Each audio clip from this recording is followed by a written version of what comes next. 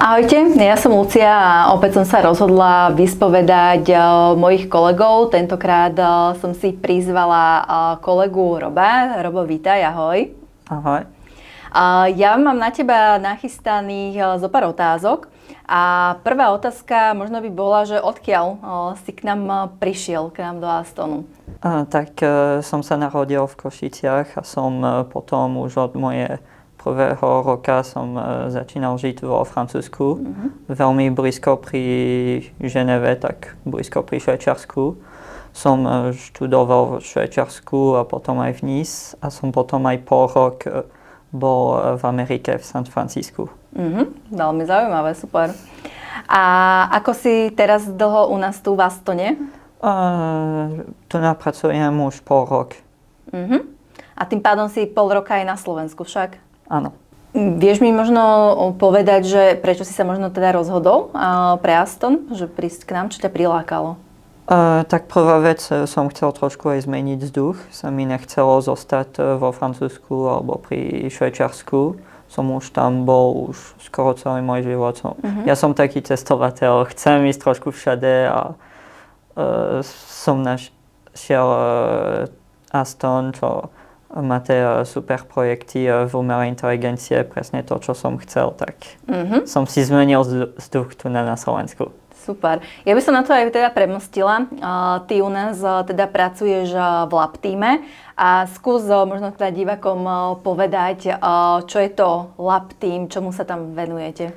No, v Lab týme sa tam venujeme hlavne všetko, čo sa týka umelej inteligencie a také data science, data analysis. A ty tam akú rolu zastávaš? Moja rola je viac taký data scientist.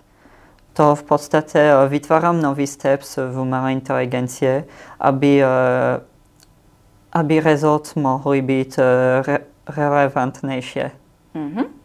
Zaujímavé. A vieš možno aj teraz priblížiť divákom, na akom projekte možno aktuálne pracuješ? Teraz pracujem na aviation projekt, čo sa volá KPI. Naša úloha je zlepšiť efektivitu v letisku.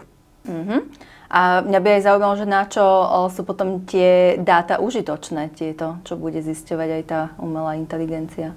Toto plus minus to iba klienti to vedia. Okay.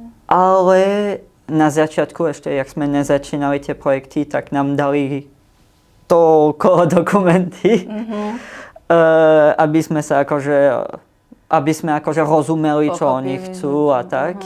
A aj prečo to asi chcú.